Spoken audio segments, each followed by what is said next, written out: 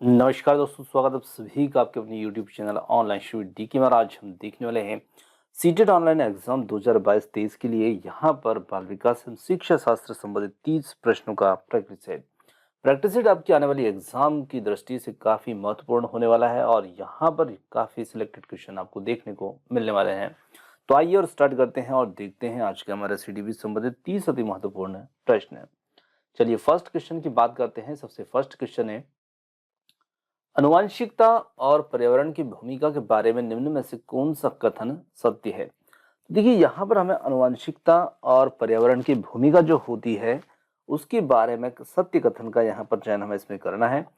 सीखने और प्रदर्शन करने की एक बच्चे की क्षमता जीनों द्वारा पूरी तरह से निर्धारित होती है। तो देखिए, सीखने और प्रदर्शन करने की क्षमता पूरी तरह से जीनों पर आधारित नहीं होती है ना, क्योंकि कहीं ना कहीं वातावरण का भी इसमें प्रभाव होता ही है। दूसरा है, यहाँ पर अच्छी देखभाल और पौष्टिक आहार से बच्चे के किसी भी जन्मजात विकार दूर कर सकता है, तो ऐसा नहीं होता है ना। और केवल पर्यावरण केवल बच्चों के भाषा विकास में महत्वपूर्ण भूमिका निभाता है। और फोर्थ है, विकास के कुछ पहलू आनुवांशिकता और कुछ अन्य पर्यावरण से अधिक प्रभावित होंगे।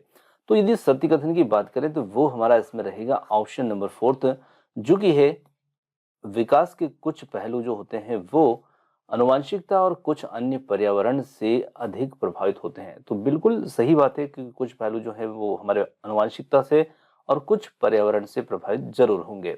तो चौथा विकल्प इसमें होगा हमारा सही उत्तर। आगे देखिए, अगला प्रश्न आता है, निम्नलिखित में से कौन सा कथन जीन पियाजे के सिद्धांत के अनुसार कहा नहीं जा सकता। तो यहाँ पर जो कथन दे रखे हैं इनमें हमें देखना है कि एक ऐसा कथन है जो जीन पियाजे के सिद्धांत के अनुसार नहीं कहा जा सकता। तो देखिए, जीन पियाजे जो है इन्होंने दिया था संज्ञानात्मक विकास का सिद्धांत, और उसी के बारे में इन्होंने बातें की थी।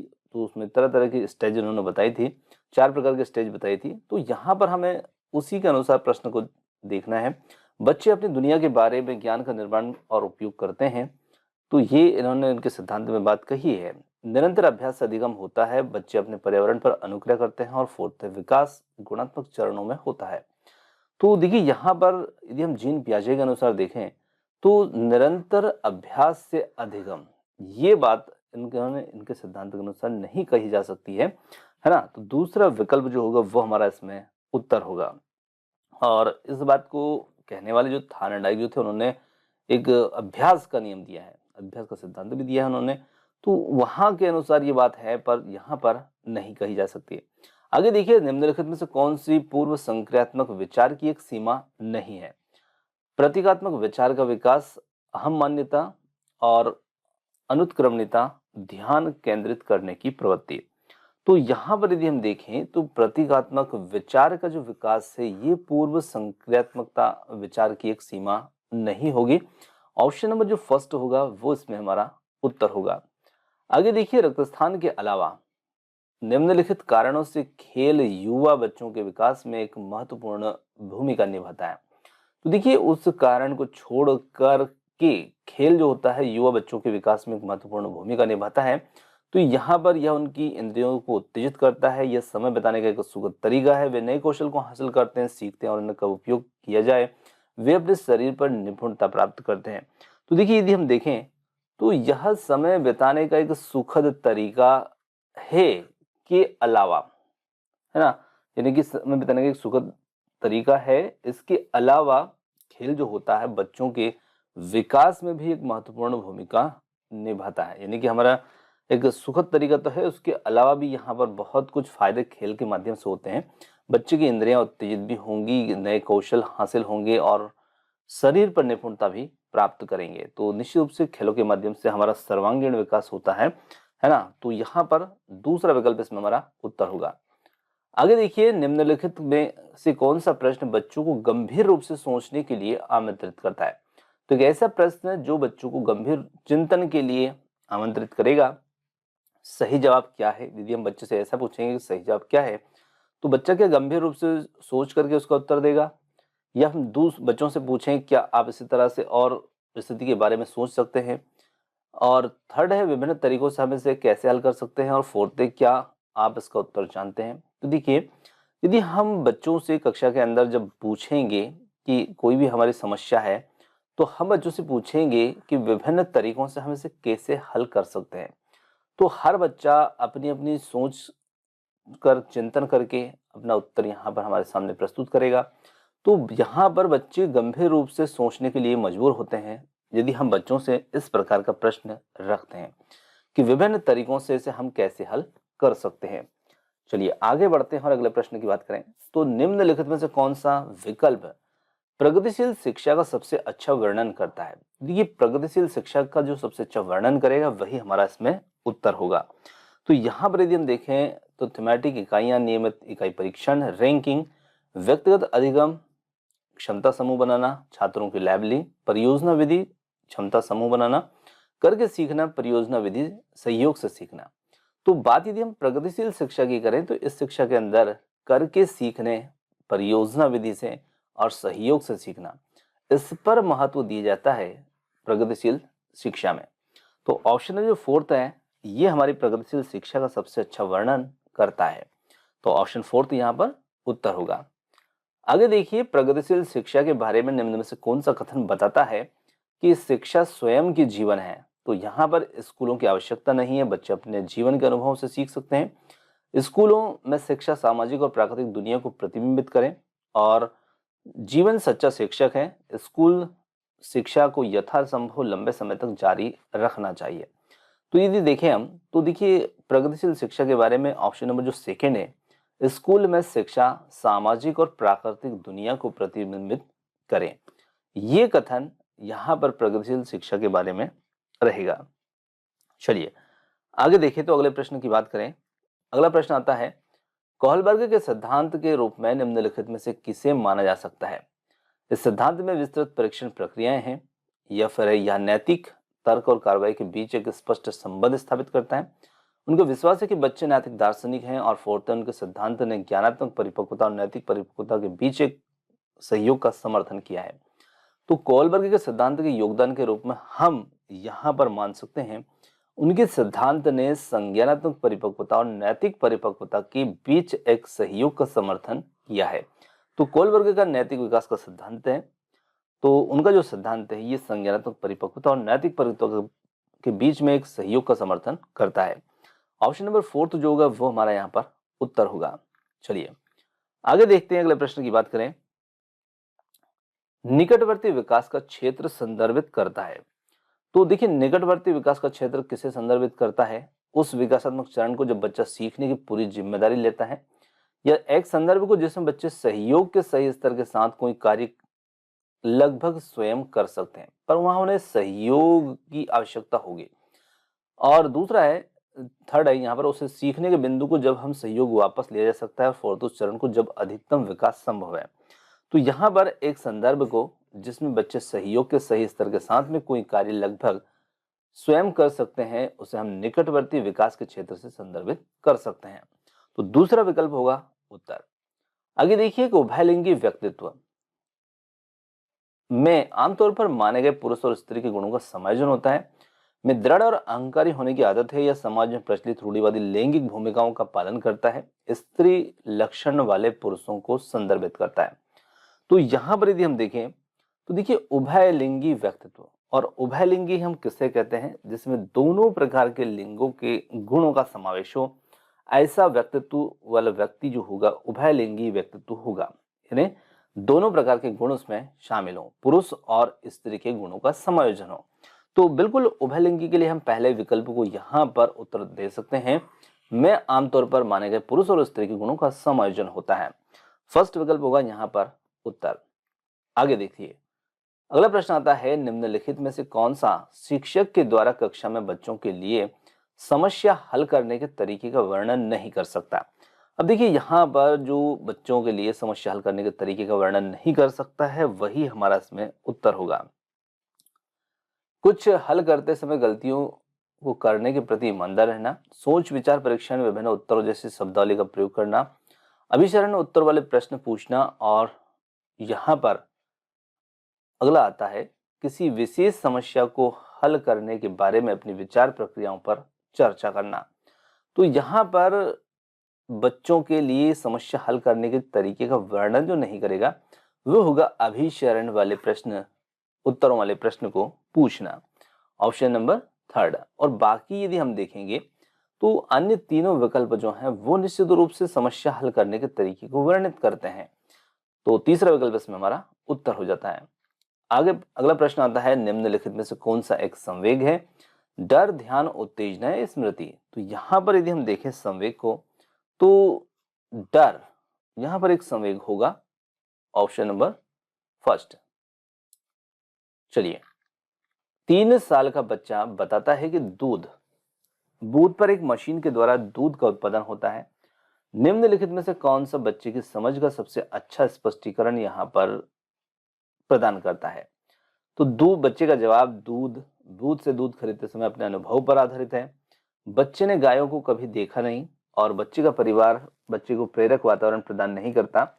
बच्चे को दुनिया का बहुत सीमित अनावरण या ज्ञान है। तो देखिए, बच्चे का जो जवाब है वो निश्चित रूप से उस बच्चे के अनुभव पर आधारित है, क्योंकि बच्चा जो है वो दूध बूथ पर लाता है और वहां पर मशीन के माध्यम से उसे दूध प्राप्त होता है।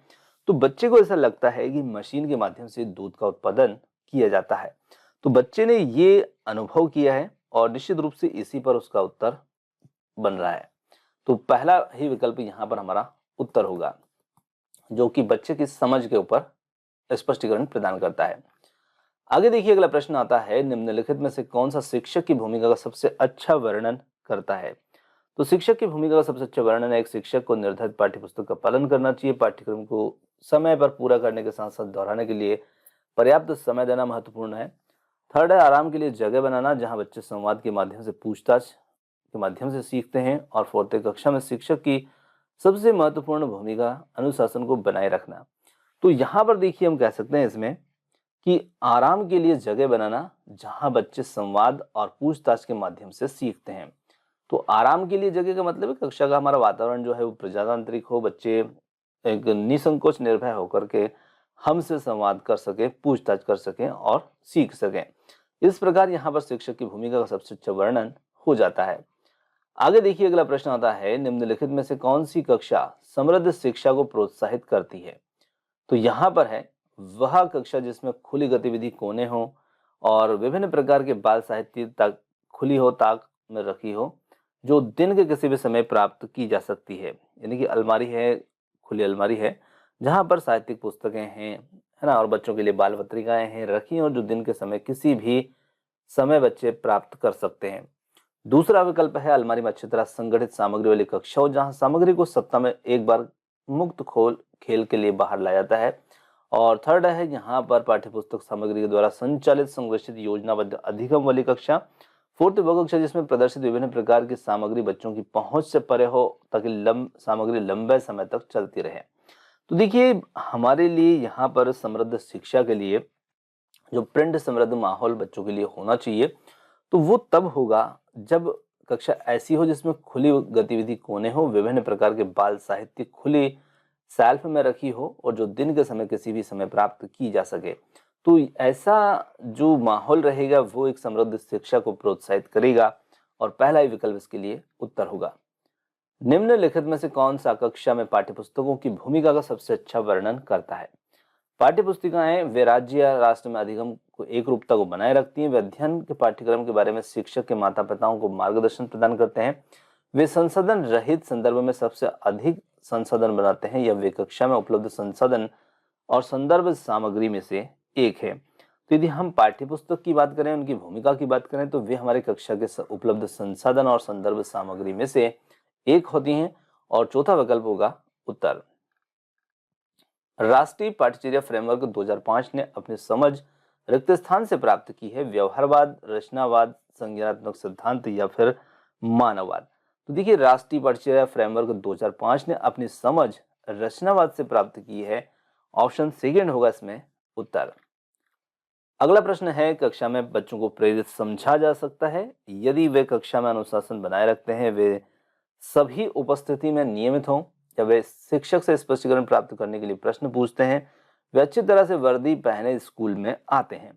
तो वे शिक्षक से स्पष्टीकरण प्राप्त करने के लिए प्रश्न पूछते हैं, तो निश्चित रूप से हम कह सकते हैं कि बच्चे बहुत प्रेरित हैं और बच्चे अधिगम में रुचि भी ले रहे हैं। तो ये हमें इससे इंडिकेट होता है।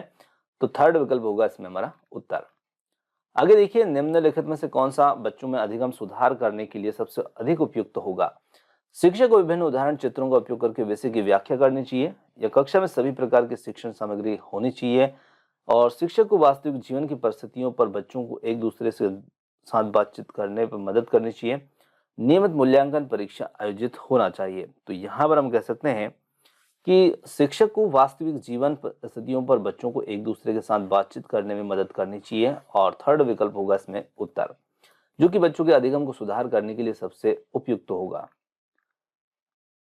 अगला प्रश्न है, अनुशासन जो अधिगम वातावरण में एक महत्वपूर्ण भूमिका निभाता है, वे किस तरह से मदद करता है? चुप्पी साधे रहने के लिए, शिक्षक को निर्देश देने के लिए, बच्चों को उनके पाठ रटकर याद करने में, या बच्चों को अपने शिक्षा विनियमित और मॉनिटर करने के लिए? तो यहाँ पर हम कह सकते हैं कि अनुशासन जो अधिगम वातावरण में महत्वपूर्ण भूमिका निभाता है, ये अपने बच्चों को शिक्षा को विनियमित और मॉनिटर करने के लिए मदद करता है। Option number fourth. आगे देखिए, बच्चे रक्तस्थान को छोड़कर अन्य सभी के द्वारा लैंगिक भूमिकाएं ग्रहण करते हैं। समाजीकरण, संस्कृति, ट्यूशन, मीडिया। तो यहाँ पर देखिए, ट्यूशन एक ऐसा स्थान है जहाँ पर बच्चे इसे छोड़ करके बाकी सभी जगह लैंगिक भूमिकाएं ग्रहण करते हैं। मतलब हर जगह बच्चों को, चाहे मीडिया के माध्यम से, संस्कृति या समाज के अंदर, उन्हें स्त्री लिंग या पुरुष लिंग के माध्यम से जाना जाता है, और बच्चे ट्यूशन में सिर्फ विद्यार्थी होते हैं। तो यहाँ पर थर्ड विकल्प इसमें हमारा उत्तर होगा। अगला प्रश्न आता है, मानकीकृत परीक्षणों की आलोचनाओं में से एक यह है कि उनकी भाषा को समझना मुश्किल है, परीक्षण बड़ी आबादी पर लागू नहीं किए जा सकते, वे बच्चों की क्षमता की स्पष्ट तस्वीर नहीं देते, या वे मुख्य रूप से मुख्य धारा की संस्कृति का प्रतिनिधित्व करते हैं, और इसीलिए वे पक्षपाती हैं। तो यहाँ पर हम कह सकते हैं कि वे मुख्य रूप से मुख्य धारा की संस्कृति का प्रतिनिधित्व करते हैं, और इसीलिए पक्षपाती हैं। Option number fourth. आगे देखिए, अगला प्रश्न आता है, बहुबुद्धि सिद्धांत कहता है कि बुद्धि कई प्रकार की हो सकती है, पेपर पेंसिल परीक्षण सहायक नहीं है, या प्रभावी अध्यापन के द्वारा बुद्धि बढ़ाई जा सकती है, बुद्धि तेजी से बढ़ाई जा सकती है। तो देखिए, प्रश्न ही हमें उत्तर बता रहा है कि बहुबुद्धि, तो बहु मतलब बहुत सारी प्रकार की बुद्धि हो सकती है, और यही बात ये सिद्धांत कहता है। तो प्रश्न में हमेशा उत्तर छुपा रहता है, पहला ही विकल्प इसके लिए हमारा उत्तर होगा। आगे देखिए, शिक्षक सीखने के लिए मूल्यांकन और सीखने का मूल्यांकन दोनों का उपयोग कर सकता है। बच्चे सीखने की जरूरत को जानने और तदनुसार शिक्षण रणनीति का चयन करने में, या फिर आवधिक अंतरालों पर बच्चों के प्रदर्शन का आकलन करने और उसके प्रदर्शन को प्रमाणित करने में, या थर्ड है बच्चों की प्रगति और निगरानी करने और उनके सीखने के अंतराल की पूर्ति करने के उचित लक्ष्य को निर्धारित करने में, या फोर्थ है बच्चों की प्रगति और उपलब्धि स्तर को जानने में। तो यहाँ पर हम कह सकते हैं, बच्चों की प्रगति और उपलब्धि स्तर को जानने में शिक्षक यहाँ पर सीखने के लिए मूल्यांकन और सीखने का मूल्यांकन दोनों कर सकते हैं। आगे अगला प्रश्न आता है, निम्नलिखित में से कौन सा सतत और व्यापक मूल्यांकन से संबंधित नहीं है? तो देखिए, यहाँ पर हमें देखना है जो सतत और व्यापक मूल्यांकन से संबंधित नहीं होगा। ये शिक्षण अधिगम प्रक्रिया का एक अभिन्न अंग है, या विभिन्न क्षेत्रों में बच्चों की उपलब्धि पर केंद्रित है, या बच्चों को धीमे, खराब और बुद्धिमान रूप में चिन्हित करने में उपयोगी होता है, और इसे भारत के शिक्षा अधिकार अधिनियम के द्वारा अनिवार्य किया गया है। तो उत्तर आप बहुत आसानी से यहाँ पर ढूंढ पाए होंगे कि जो यहाँ पर सतत मूल्यांकन से संबंधित नहीं होगा, वो होगा ऑप्शन नंबर थर्ड, जहाँ पर बच्चों को खराब, धीमा, बुद्धिमान के रूप में चिन्हित करने की बात इसमें की गई है। चलिए अगले प्रश्न पर चलते हैं। बच्चों में प्रतिभाशालीता रिक्त स्थान के कारण हो सकती है। एक समृद्ध संसाधन वातावरण, सफल माता पिता, एक अनुशासित दिनचर्या, आनुवंशिकता और वातावरण के बीच में अंतरक्रिया। तो यहां पर हम कह सकते हैं एक आनुवंशिकता और वातावरण के बीच अंतरक्रिया के कारण ही बच्चों के अंदर प्रतिभाशालीता हो सकती है, और फोर्थ विकल्प इसमें उत्तर होगा। आगे देखिए, सामाजिक आर्थिक रूप से वंचित पृष्ठभूमि में आने वाले बच्चों को कक्षा के माहौल की आवश्यकता होती है। उनके सांस्कृतिक और भाषाई ज्ञान को महत्व देता है तथा उनका उपयोग करता है, उनकी भाषा के उपयोग को हतोत्साहित करता है ताकि मुख्य धारा की भाषा सीख सकें, या बच्चों को उनकी क्षमताओं के आधार पर वर्गीकृत करता है और उनमें अच्छा व्यवहार सिखाता है। तो यहाँ पर हम कह सकते हैं कि कक्षा के माहौल की आवश्यकता उनको जो रहेगी, उनके सांस्कृतिक और भाषाई ज्ञान को महत्व देगा और उनका उपयोग करेगा। तो निश्चित रूप से यहाँ पर पहला विकल्प होगा उत्तर। कक्षा में सृजनात्मकता और प्रतिभाशालीता बच्चों के लिए आवश्यक हस्तक्षेप निर्भर करता है। उन्हें अतिरिक्त समय दिए जाने पर, उनके प्रति स्नेही होने पर संदर्भ में, उन्हें अन्य बच्चों को पढ़ाने की जिम्मेदारी पर, या शिक्षक द्वारा अनुकूलित और प्रेरक निर्देशन के तरीकों के उपयोग पर। तो यहाँ पर हम कह सकते हैं कि शिक्षक के द्वारा अनुकूलित और प्रेरक निर्देशन के तरीकों के उपयोग पर कक्षा में सृजनात्मक और प्रतिभाशाली बच्चों के लिए ये आवश्यक हस्तक्षेप निर्भर करेगा। अगला प्रश्न है, अति संवेदनशील बच्चों को सीखने में मदद करने के लिए निम्नलिखित में से कौन सा तरीका उपयुक्त नहीं है। तो यहाँ पर जो तरीका उपयुक्त नहीं है उसके ऊपर हम बात करेंगे। अधिगम के वैकल्पिक तरीकों की पेशकश, उनके दैनिक कार्यक्रम में शारीरिक गतिविधि का समावेश, बेचैन होने पर अक्सर उन्हें फटकार लगाना, एक कार्य को छोटे प्रबंधनीय खंडों में तोड़ना। तो देखिए, जो उपयुक्त तरीका नहीं है वो होगा बेचैन होने पर अक्सर उन्हें फटकार लगाना। ये यहाँ पर तरीका ठीक नहीं होगा। आगे देखिए, अलग अलग सोच वाले पैटर्न उन बच्चों की पहचान करते हैं जो डिस्लेक्सिक हैं, सृजनात्मक हैं, प्रत्यस्थी हैं या विकलांग हैं।